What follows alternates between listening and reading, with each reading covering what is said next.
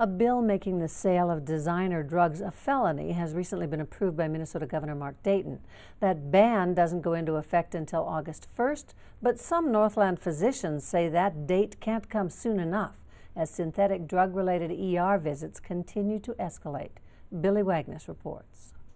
David Peepo, an emergency physician for Essentia Health ER, says he and his colleagues are no strangers to synthetic drug overdose cases. I wouldn't say that it's something that we see every day, but at least weekly, one of our providers is likely seeing a patient that has been exposed to it. While Peepo says it's difficult to track every fake pot or spice-related ER visit, as there's no specific test for it, Peepo says respiratory issues and seizures are commonplace, and those are only the physical symptoms. Patients are more paranoid, aggressive, and agitated, and that can be quite difficult to treat at times. Which, according to Gerald Hinkle-Johnson, chair of the psychology department at the College of St. Scholastica, are not uncommon symptoms for any form of self-medication. Anybody who self-medicates, very often, especially if you do too much of it, that can contribute to that personality breakdown. The person particularly loses contact with reality, and drugs are really good at causing us to lose contact with reality. And while long-term effects of synthetic drug use are still unknown, Peepo admits most of his clients under the influence of legal alternatives remain hospitalized for extended periods of time. Most patients that I have treated myself have ended up being admitted to the hospital, so I don't think it's just a short-term effect that can occur. And while we're waiting for the long-term effects of synthetic marijuana to be made clear, we're also watching the calls to poison control centers rise nationwide. According to the latest figures from the American Association of Poison Control Centers,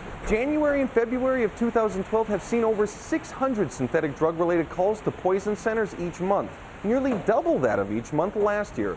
Something that concerns health experts for many reasons, including economic. I think it is something that we all should be concerned about because it is costing a lot to all of us having to treat these patients. In Duluth, Billy Wagner, the Northlands News Center. Emergency room doctors aren't the only ones seeing the impact of increased synthetic drug use in the Northland.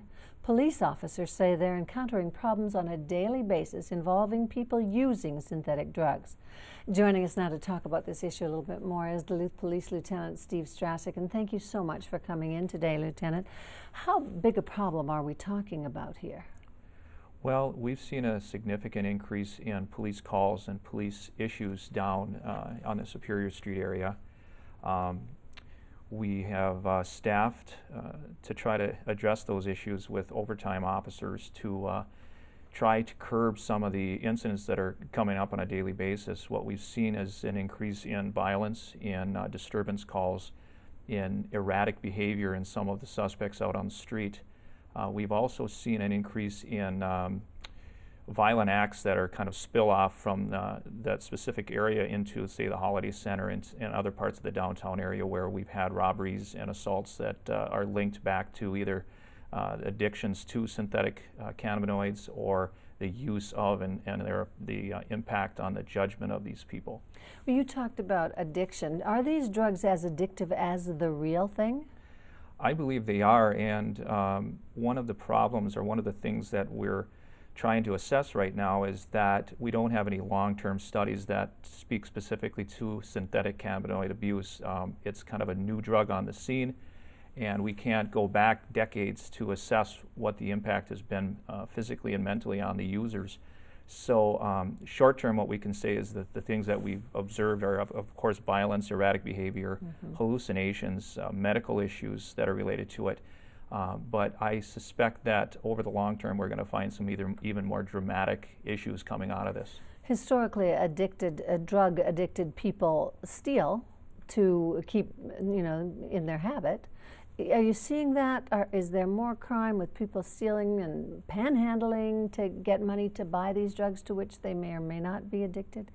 Yes, we have seen a significant increase in our property crimes within the city. The downtown East End area has been affected significantly. Car break-ins and burglaries are up. I attribute that to drug abuse and that those addicted to these drugs need to have resources to buy them to feed their habits. So to answer that in a short, yes, our crime is up because of drug abuse. Absolutely. Is this new law going to help? I believe it is. The accountability factor for a felony is much higher, and it puts some restrictions on folks that are actually selling the drug. Hopefully the restrictions will keep them from selling further. Our concern going forward with gross misdemeanor violations is that long-term change or the threat of punishment for a crime wasn't there. The teeth was not in the law to hold these sellers accountable, and I believe as a felony there's the possibility of going to prison. There's a tighter control in the probation realm. There's issues related to forfeiture of assets gained by the sale of these illegal substances. And I just think that the felony level violation is going to be a much more usable tool for law enforcement. The Last Place on Earth owner has been quoted as saying he will simply get their makers to change the chemistry of these drugs.